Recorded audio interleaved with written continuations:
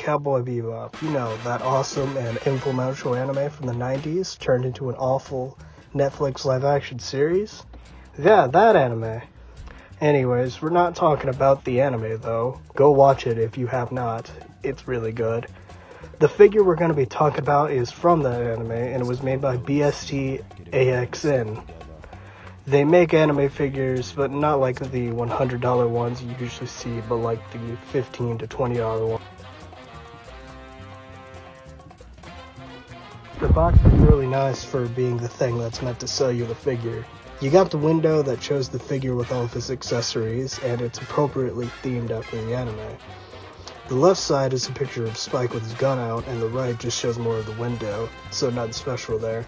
The back is a brief description of Spike along with a 3D render of the figure. At the bottom shows 3D renders of the accessories, but enough gawking at just the box, let's get into the figure itself.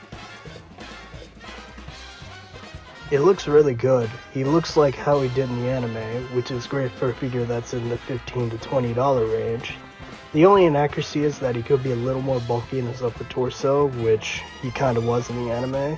Other than that, though, you could see as many folds in his tuxedo and how spiky his hair is. Which I do mean spiky. The only thing I can see wrong with this figure is that the neck looks weird from the side. They for some reason sculpted his neck to his collar, which looks strange from either the left or right, but not the front. Or that they probably did it to keep the cost down, but other than that, it's nothing major. He comes with a good amount of these, and they are pretty small, so you better keep track of them. They all make sense for the character too. The first one you get is an alternate head of him gritting his teeth and looking to the right. The problem with this figure's eyes is pointing to one specific direction, make sure that it only looks good in that one direction, compared to his eyes pointing straight where it looks good in all directions. His other accessories are his handgun, 2 fist hands, and also a sticker. But, yeah.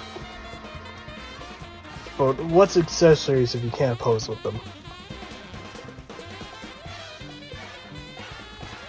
For his head, he has one ball joint and you can't move his neck, which means he can look down if you want him to, but looking up isn't really an option. His shoulders are on butterfly joints, his elbows are on hinge joints, his hands are on pivot joints.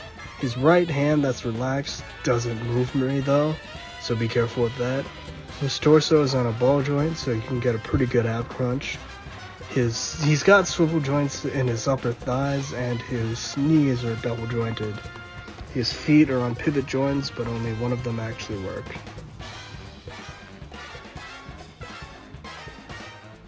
Here's him with some other anime figures, some kaiju, and some Transformers.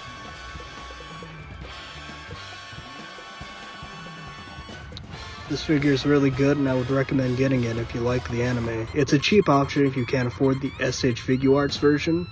It's got good paint and sculpting, it has some decent accessories, and you can get some good poses out of it. There's not much more I could say, it's just